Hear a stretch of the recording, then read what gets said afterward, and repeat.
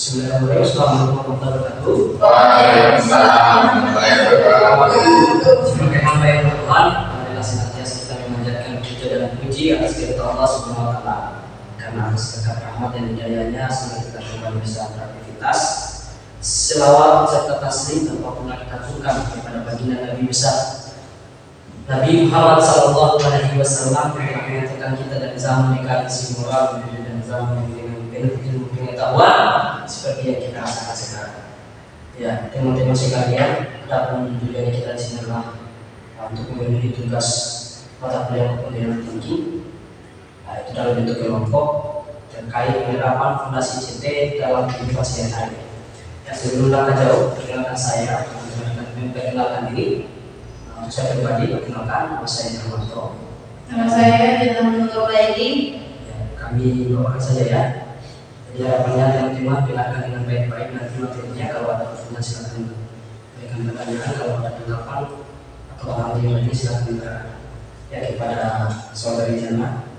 Waktu dan tempat saya persilakan. Baik, terima kasih kepada saudara Firmanto telah mempersilahkan saya untuk mempresentasikan hasil diskusi kami mengenai penerapan fondasi computational thinking dalam kehidupan sehari-hari.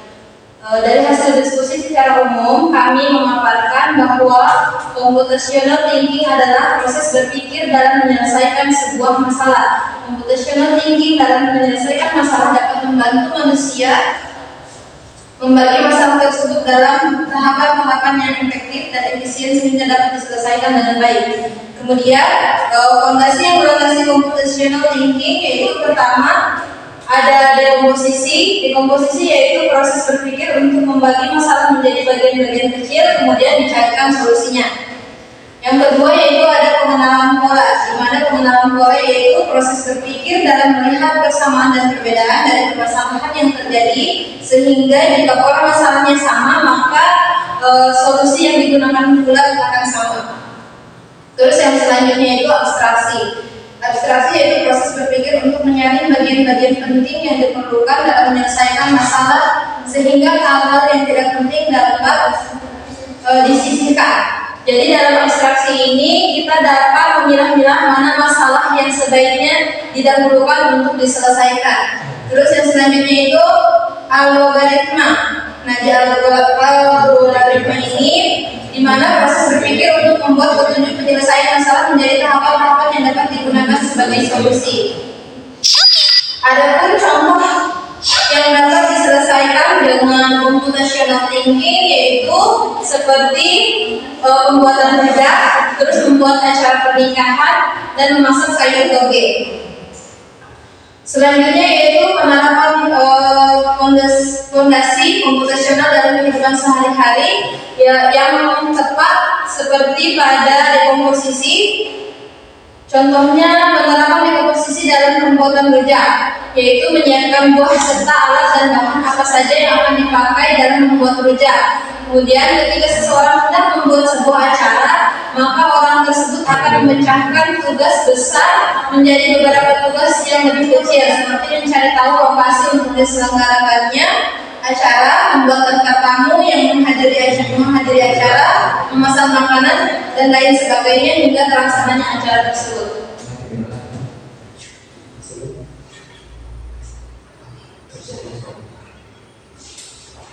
Terus yang kedua yaitu pengenalan pola. Nah, contoh dalam pengenalan pola itu dalam membuat rujak yang perlu kita lakukan adalah mengenali rasa yang diinginkan.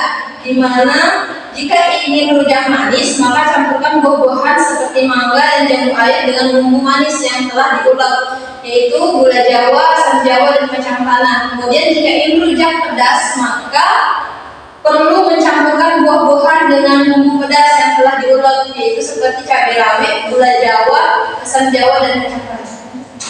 Iya.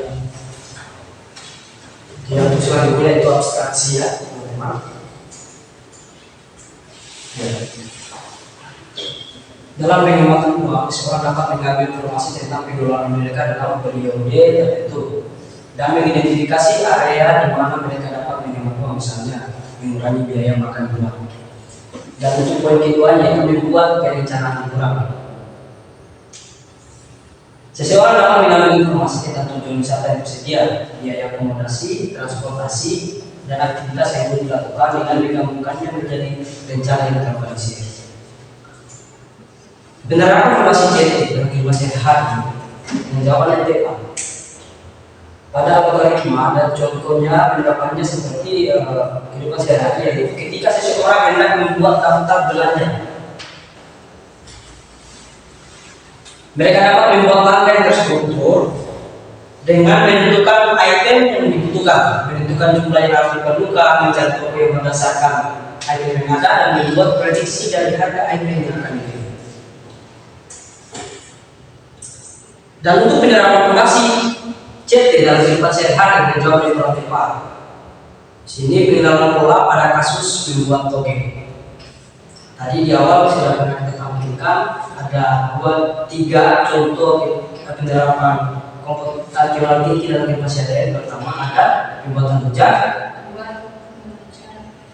acara pernikahan, ketiga adalah pembuatan toge. Nah, di sini untuk jawaban yang kurang tepat pada pembuatan toge kita yaitu pertama, kita membuat toge. Ketika membuat toge kita harus mengenali pola dari pembuatan toge. Misalnya menyiapkan alat lengkap seperti kacang hijau, air, wadah, dan lain sebagainya. Kemudian dilanjutkan dengan membuat toge sesuai dengan langkah yang telah kita ketahui.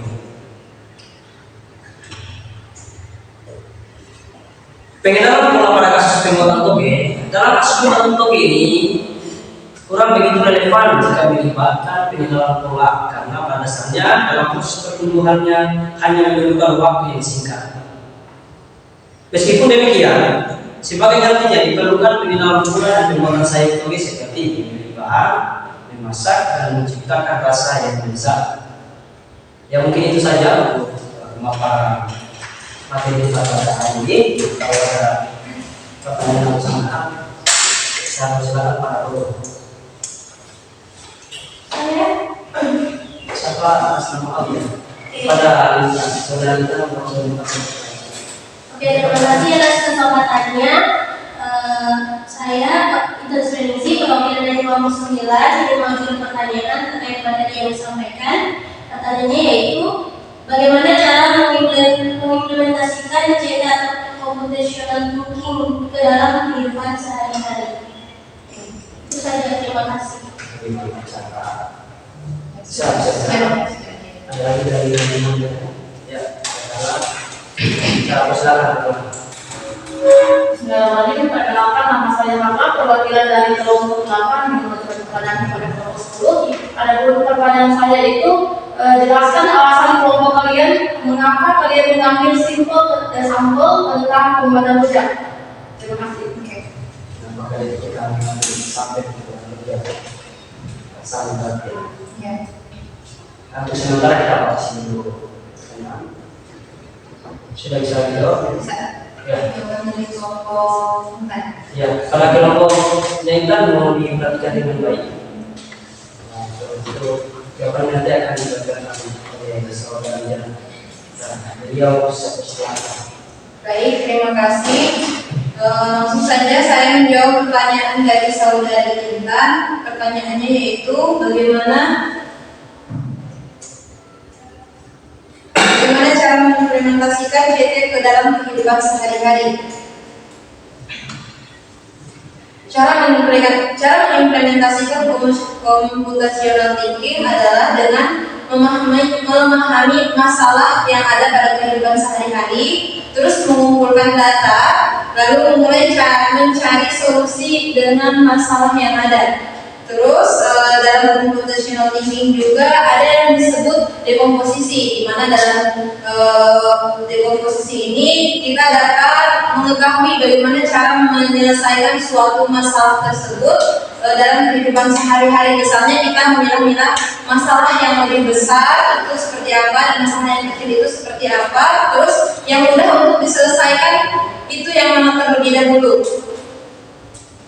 Selanjutnya dekompositional thinking juga sebagai pendekatan pembelajaran ini dapat membantu kita dalam memecahkan masalah selain dalam kehidupan sehari-hari juga dalam kehidupan pendidikan dan kehidupan di masyarakat.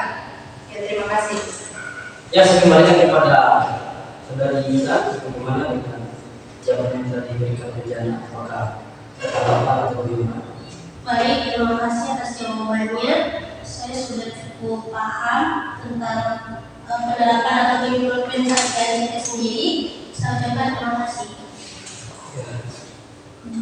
Ya, selanjutnya kita akan beralih pada pertanyaannya saudara Hale terkait kenapa kalian mengambil sampel tentang pembuatan rujak. Saya saja ya. Ya. Mohon perhatiannya kalau bukan ada jawaban semua. Di sini saya akan mencoba menjawab pertanyaan lagi.